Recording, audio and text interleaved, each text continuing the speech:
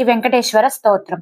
కమలాకుచూచుక కుంకుమతో నియతారుణితాతుల నీలతనో కమలాయతలోచన లోకపతే విజయీ భవ వెంకటశైలపతే.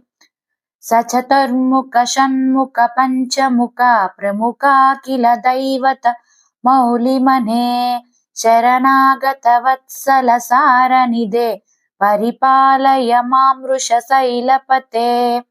అతివేల తయా తవ దుర్విషహై రనువేల కృతైరపరాధసతై భరితం త్వరితం వృషశైలపతే పరయా కృపయా పరిపాహి హరే. అధివేంకటశైలముదారమతే జనతాభిమతాదికదానరతాత్ పరదేవతయా గదితా నిగమై కమలాదయితాన్న పరంకలయే. కలవేణురవావస గోపవధూ శతకోటి వృతాత్సర్మకోటి సమాత్ ప్రతిపల్లవికాభిమతాత్ సుఖదాత్ వసుదేవ సుతాన్న పరం కలయే. అభిరామ గుణాకర దాసరదే జగదేకధనుర్ధర ధీరమతే. రఘునాయక రామ రమేశ విభో వరదో భవ దేవదయా జలదే.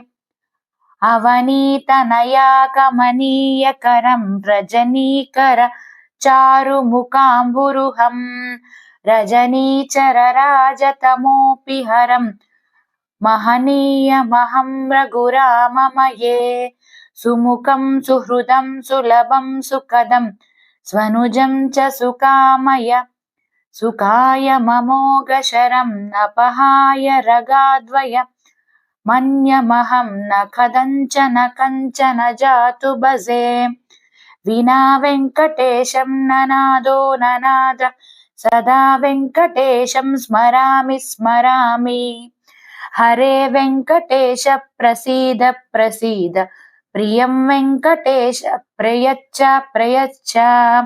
అహం దూరదస్తే పదాంబోజయుగ్మ ప్రణామమేచ్చయాగత్య సేవాం కరోమి. సకృత్సేవయా నిత్యసేవా ఫలం త్వం ప్రయచ్చ ప్రయచ్చ ప్రభో వెంకటేశ. అజ్ఞానినా దోషాన శేషాన్ విహితానరే క్షమస్వ త్వం శేషశైల సికామనే.